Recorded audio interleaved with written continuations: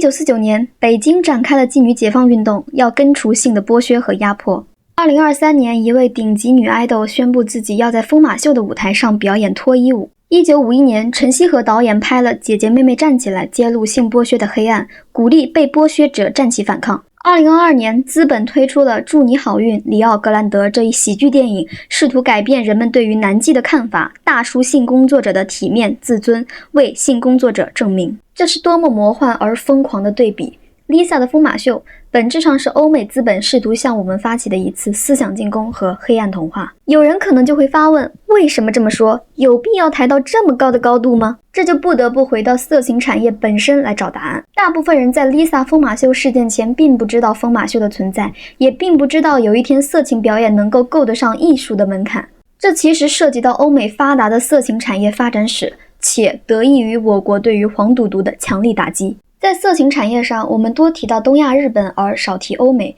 但实际上仅仅只是美国就在2000年依靠色情产业获得了100亿美元的营收。新中国建立伊始就把根除性剥削和性压迫，向群众科普妓院带来的疾病苦难作为一项重点工作。要明确的是，从一开始我们对待色情产业的态度就和欧美以及被欧美意识形态笼罩的地区不一样。我们没有因为逐利而背弃人道，吞吃同胞的血肉。在他们依靠色情产业捞金时，我们在鼓励失足者穿上衣服，依靠双手劳动，创造社会价值和自我价值，并取得了巨大的成功。与致力于把人变成商品的资本是完全相反的。Lisa 疯马秀事件里有那么多的粉丝和跟风者高喊着女性主义、裸露自由，正是出于对女性主义和自由的误解。他们的高呼翻译过来就是我有物化自我的自由，于是我选择物化自我；我有迎合凝视的自由，于是我选择迎合凝视；我有被剥削的自由，所以我自愿被剥削。和女性主义沾不了一点，做资本的伥鬼倒是很合格。面对我们对黄赌毒的强力打击，资本意识到如果无法从外部敲开，那么只能从内打破。于是资本的攻势从强攻转为思想软化。影视作品、文娱产业都成为思想输出的重灾区。对文学史有一定了解的朋友会知道，早在上世纪80年代就已经出现过大批作家打着女性主义的旗号大书色情和凝视，它传达的不是真正的女性主义，而是对女性主义的意淫和曲解。这一文学现象在当时被迅速的批判和否定。在 Lisa 疯马秀的舆论里，我看到有一种论调说，凭什么不能合法化？可以精细管理、详细约束、分级管理、签订身体合约，巴拉巴拉一大堆，但就是回避色情产业极强的剥削性质。试问，一件在法律明确禁止时都有人冒风险去做的事情，一旦放开，你认为还能控制得住吗？放开后又要投入多大的监管成本，又要投入多大的精力、人力去解决其带来的疾病、动乱、剥削，又有多少民众可能受害？你们计算过吗？解决不好就会像某些地区一样，天堂和地狱一街之隔。而目前没有一个地区在放开色情产业后解决了这些问题。所谓分级管理、身体合约这些过时的东西是曾经存在过相当长的时间的，这就是封建社会1级妓院到3级妓院和换个名字的卖身契而已。以为这些东西能保证性工作者的权益，实际上封建时期就是靠着这些东西吸人血肉的。2022年，英国推出喜剧电影《祝你好运，里奥·格兰德》，还请了艾玛·汤普森主演，试图用喜剧色彩隐藏性工作者遭遇的疾病、殴打、精神控制、流产等苦难，来推动性服务场所的公开合法，进而从中获利。该片不仅脱离现实地呈现了一个体面健康的性工作者，而且是男性性工作者，更好地回避了女性是被性剥削的主体事实。它同时还给这位男性性工作者叠了许多 buff， 比如有心理创伤、服务优秀、素质高、工作给他带来愉快等等，试图让女性觉得性的买卖并不可怕，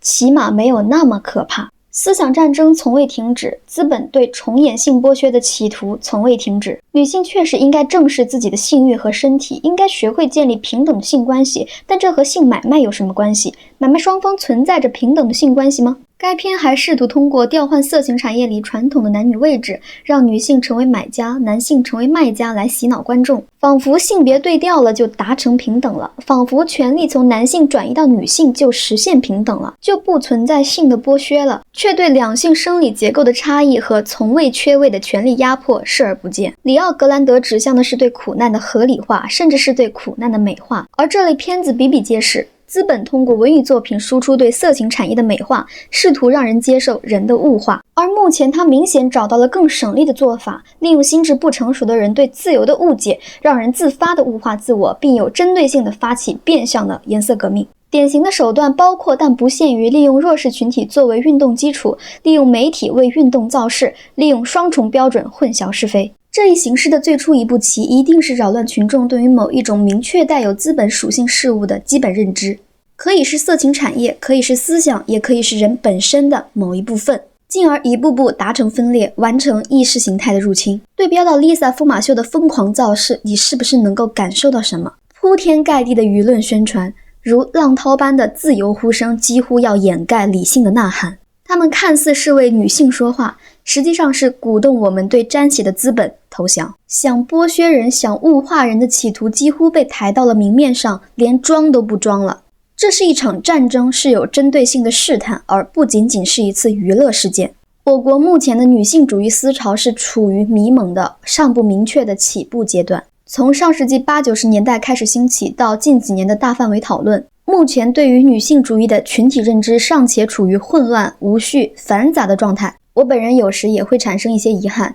因为我们还没有产生完全属于我们而不是西方那一套的系统性的女性主义著作，还需要不断探索和学习。在 Lisa 疯马秀事件的讨论里，就频繁地涉及到以下几个问题，比如物化的定义是什么？如何区分自由支配身体和贩卖性器官？如何识别打着身体解放口号的资本陷阱？不乏有很多人的思想就是歪的，但不可否认的是，当这些问题缺乏系统性和完整的论述，没有到达成熟阶段，没有达成一个共识，对方就会针对我们目前的弱点钻空子，来误导部分思想尚不成熟的年轻人。Lisa 疯马秀的舆论引导就是资本想钻空子的绝佳例子。实际上，除了爱豆的粉丝群体，大部分人并不真的关心是 Lisa 还是其他人去跳，毕竟那是离我们很遥远的地方，想管是管不到的。但如果想要借一个影响力极强的爱豆将色情产业和思想带到这片土地上，对不起，那必须接受安检。而检验的结果是不安全、不合理，所以我们不允许。再次强调，在 Lisa 这件事前，我们大部分人是不了解疯马秀的。资本此时鼓吹裸露自由、性自由、自由女性，推出拥有众多亚洲粉丝的 Lisa 作为活招牌。它的目的是以自由为包装，以展现女性身体为噱头，悄无声息完成思想入侵，让人们对于色情产业械防。Lisa 的高知名度能够带来亚洲地区的争议和热度，可以说我们对这事儿的观点并不重要。对资本来说，只要能打响疯马秀在亚洲地区的知名度就好。有了知名度，就会有人不断的听说了解疯马秀，就会吸引潜在的客户，就能打开市场。有客户，有市场，接下来呢，当然是吸引人来从事相关行业。朋友们，不要忘记我国是人口大国，我国拥有充沛的人口资源，而人是一切文明的基石。如果资本的尽头是将人变成商品，那么逐利的资本最终瞄准的就是人口。美国现今只拥有约 3.33 亿人口，而色情产业在2000年就能达到年100亿美元的收入，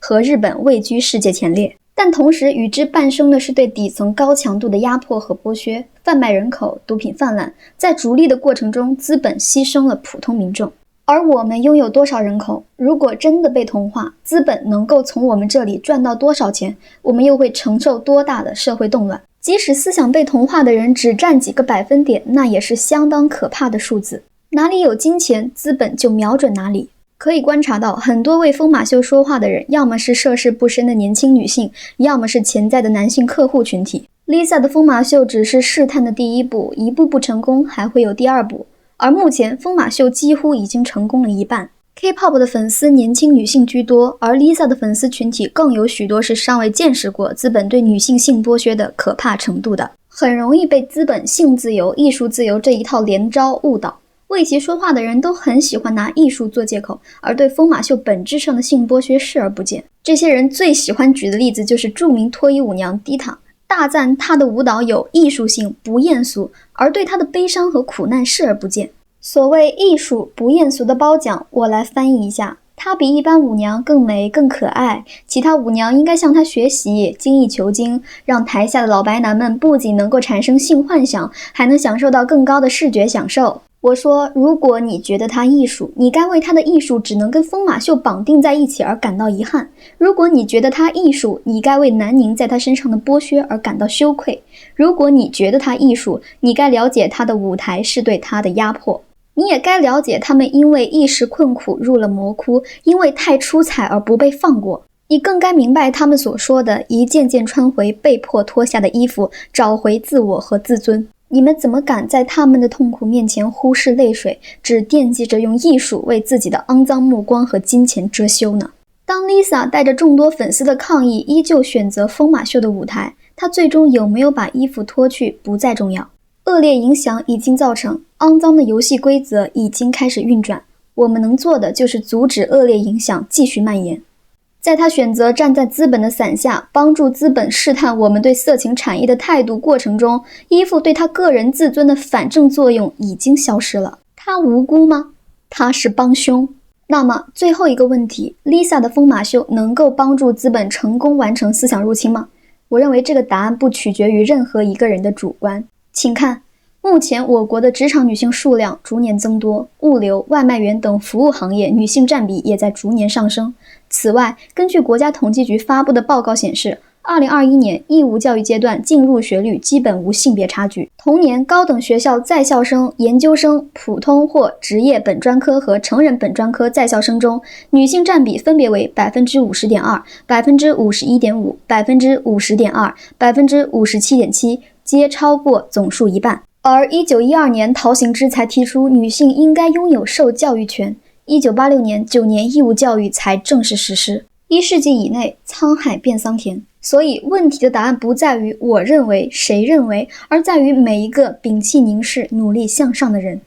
多读书，多实践。当大环境逐渐进步，当文明进步，你守住了自己，就是守住了对方的思想进攻。Lisa 疯马秀让人感慨颇多，有人在大环境整体进步的情况下去拖整个亚洲女性的后腿，有人把追星当宗教，试图和偶像共沉沦，同时有更多的人拒绝被拖后腿，拒绝被黑暗的思想同化，拒绝实践向下的自由。何其可悲，又何其幸运。偶像是资本的传话筒，真正的反抗还是要靠群众的力量。拒绝色情产业，拒绝将人物化，面对对方的预谋已久和虎视眈眈，这注定是一场漫长的持续的斗争。以上是本期视频的全部内容，我是希我余生，愿我们一直在真实的光明里见面。